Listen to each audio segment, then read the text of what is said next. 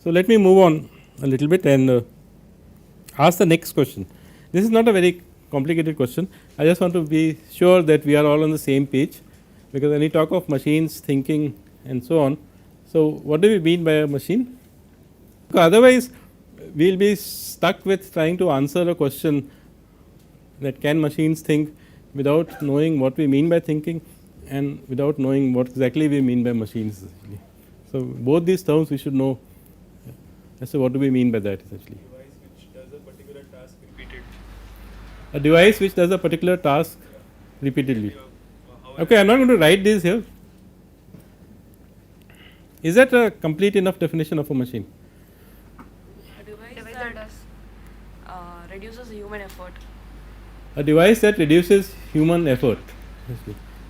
What about an exercising machine? A treadmill or something like that? Computations. Something that does computation, but computation is only one kind of activity that we consider. You have a machine which grinds coffee beans for you. I don't know whether it is doing computation.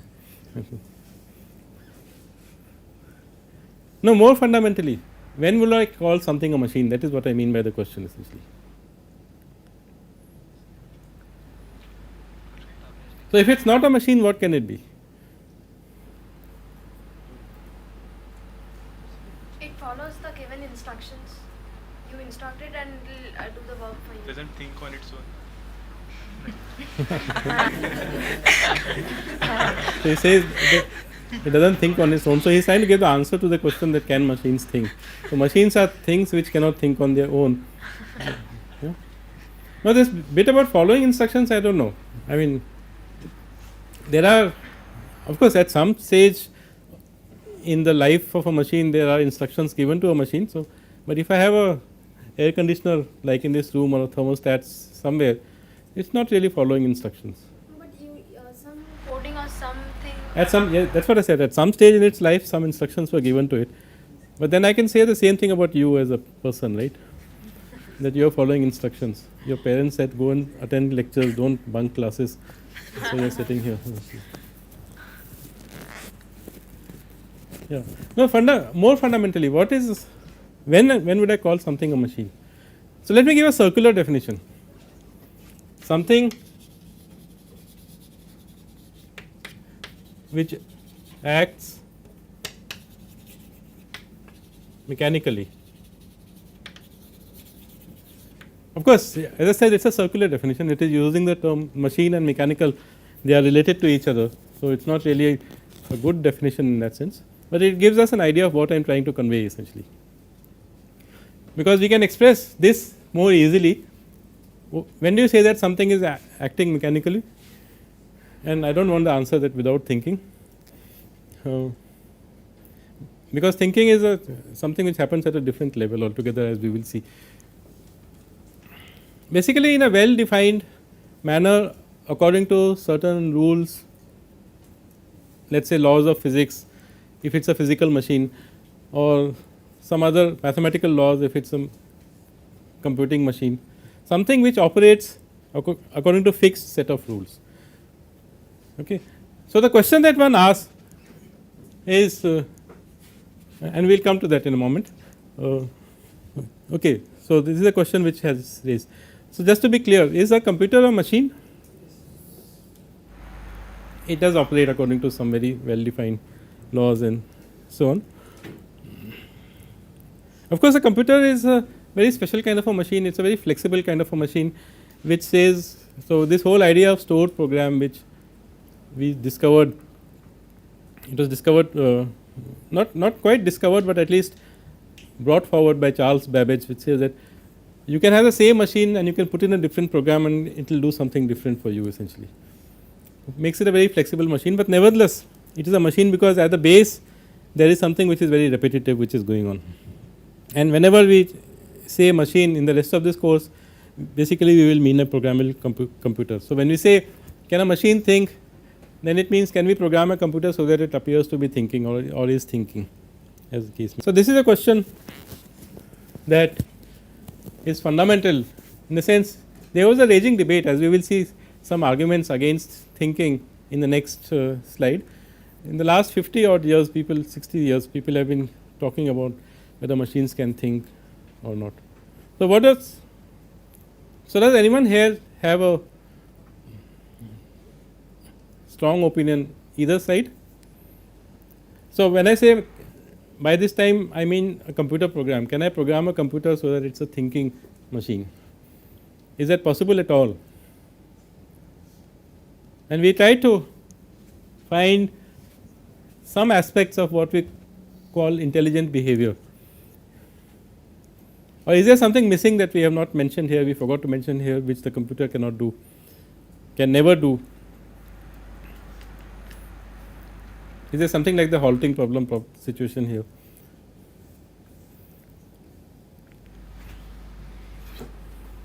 So, does anyone have an opinion either ways?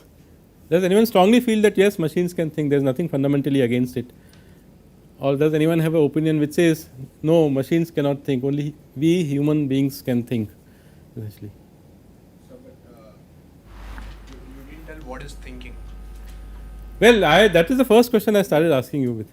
So, we wrote all this stuff by saying that if you are doing this, Intelligence, right? yeah. So, we sort of say that they are closely correlated. Thinking is the process out of which intelligence arises, you might say.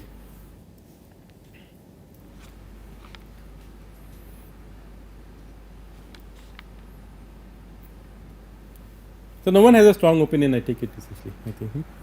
Okay, so that is fine, there is nothing either ways.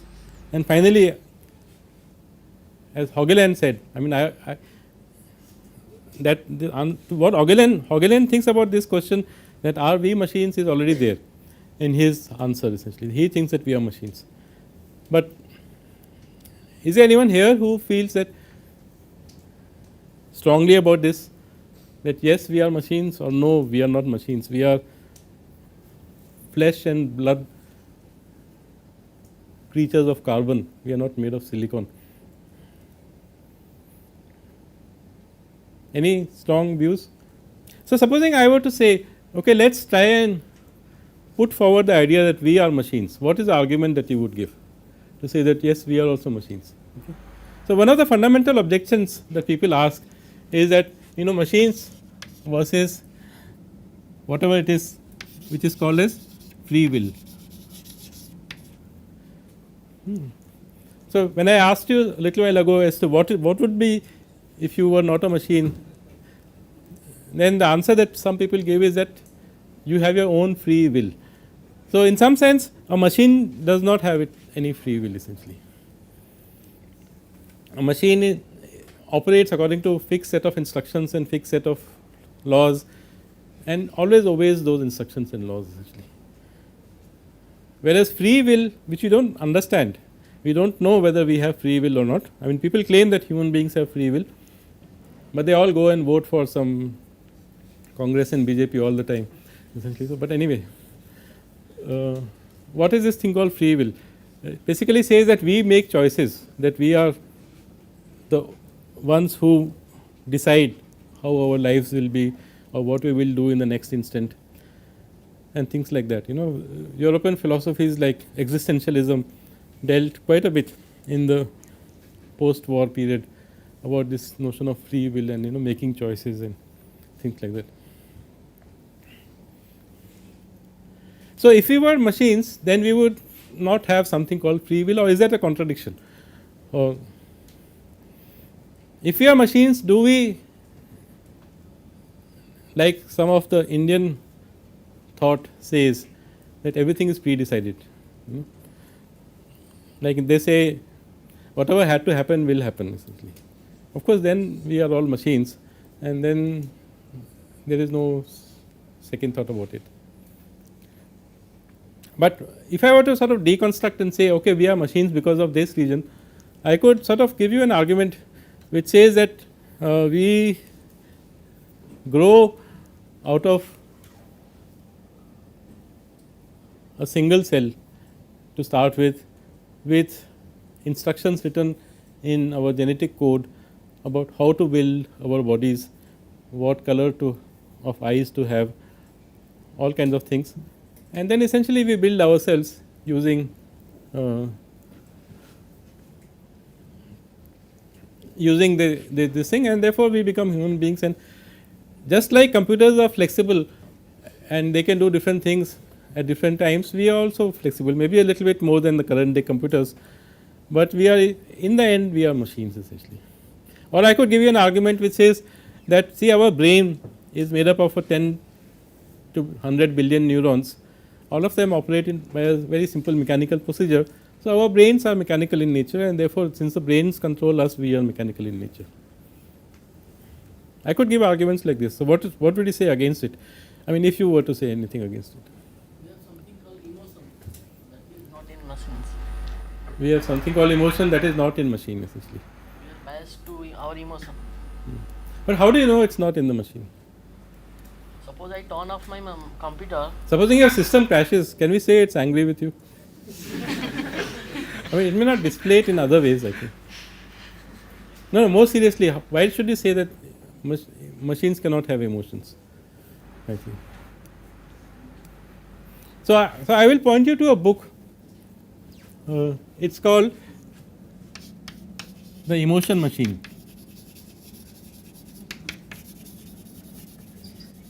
And it's written by a guy called Marvin Minsky. Marvin Minsky was also one of the founders of AI. As we will see the history of AI as we go along, he founded the MIT AI lab along with John McCarthy, and he has, in the last 5 or 6 years odd, he has written this book called The Emotion Machine essentially. So it actually takes us into again a slightly longer debate as to what do you mean by emotion and so on and so forth. I could try to characterize emotion by saying that you have memories, and then you have some value labels attached to memories, that some memories are good, some memories are bad, and then you have states which are attached to those value labels. So, you are happy or you are sad. So, one could talk about things like that, but is it something which is exclusive to us? I do not know. And do creatures like dogs and cats have emotions? They have. But are they also intelligent, or that is another question. Is intelligence the prerogative of human beings only, or do we allow dogs and cats and deer and monkey to be intelligent or not? Yeah, but if you go down this ladder of life, so to speak, then you have dogs and cats, then you have mosquitoes somewhere here, then you have bacteria, then you have virus. So, at which point do you stop? Interesting question.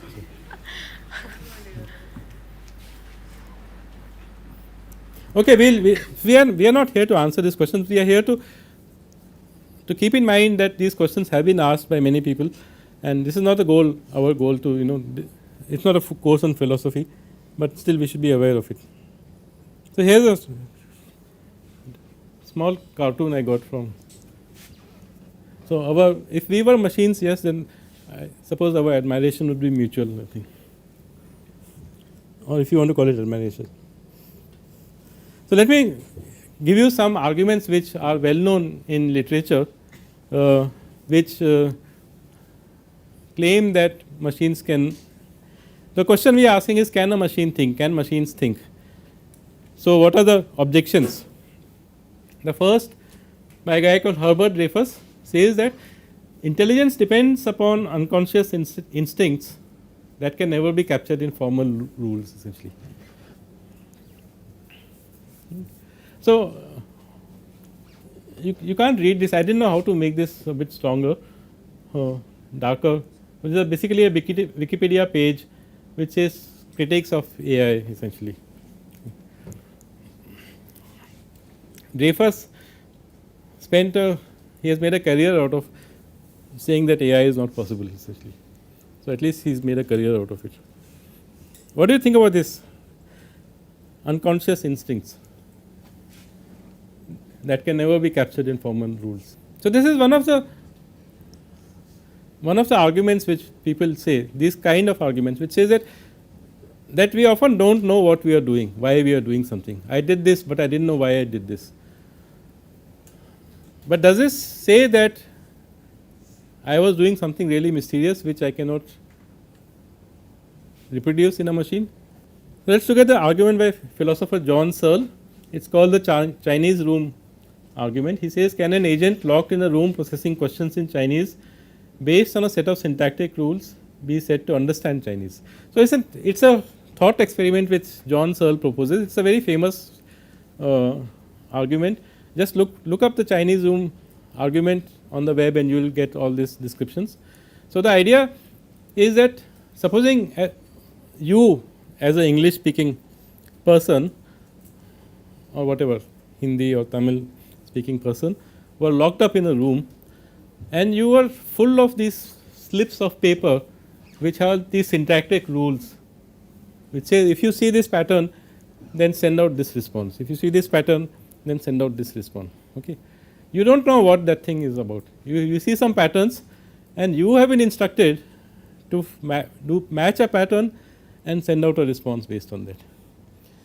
And there is somebody from outside below the door sending you slips of paper with some patterns, then you make some other patterns on slips of paper and send them back essentially. You do not know what is happening, but it turns out apparently at the end of this is that somebody is asking you questions in Chinese and you are giving them answers in Chinese. So, John Searle says, and this is his Chinese room experiment, thought experiment, says that supposing this were to happen, would you say that the person who is answering you knows Chinese? And he says no, because the way that the experiment has been described, and he says that therefore, but his behavior looks like intelligent behavior because he is giving you all the answers, but is that real intelligence? He says no essentially. But of course, there is a little bit of an operational trap there, which is what I have written here. How many rules will an agent need to have for the thought experiment to be convincing essentially? And we will see this idea again in a different form as we go along. Okay, one more objection from the celebrated mathematical physicist John Roger Penrose. You must have heard about him. He is also a Nobel laureate. He wrote this book which became quite a hit essentially. It was called The Emperor's New Mind essentially. Let me write the name here.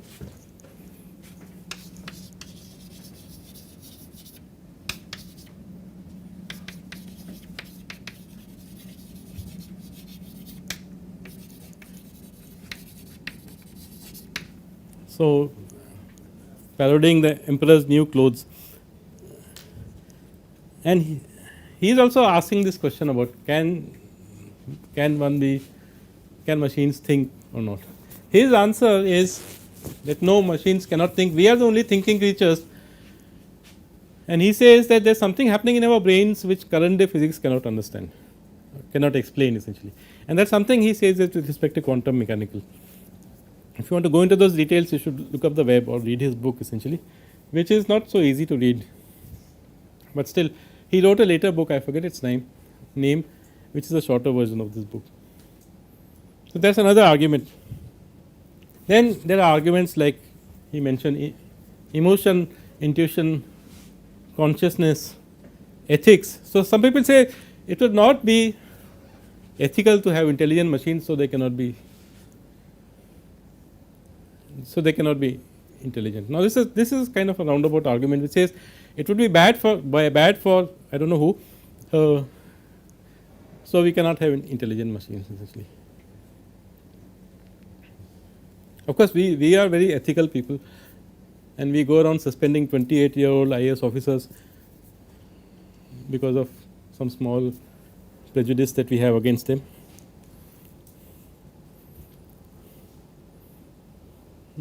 So, there are many arguments which occurred in nature, and there have been many counters to the argument which I have not talked about because we want to get on to what Turing said. Right. So, you all know Alan Turing. He was very instrumental in cracking codes during World War. This thing. What he says that he would have been 101 years old if he were alive today.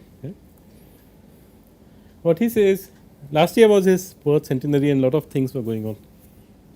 He says that the question whether machines can think is just a meaningless question, because we are not able to even describe. We made an attempt here to say what is thinking, but it is not very clear to say what is thinking. I mean, IQ tests and things like that are of course meaningless essentially, as is I guess JEE and SAT and something. What he did was that let us not get into this raging debate of can a machine think or not. He says I will give you a test which he called as the imitation game, which we will see in the next slide, which is now known as the Turing test. There is nothing to do with Turing machines. Of this he says about this Turing test, we will see in a moment, or let us first see the test and then come back. The Turing test is like this, that there is a human judge. So, this something has happened to this anyway. There is a human judge sitting on, in those days a teletype, in current day world maybe on a mobile phone chatting with someone. So, you are chatting with someone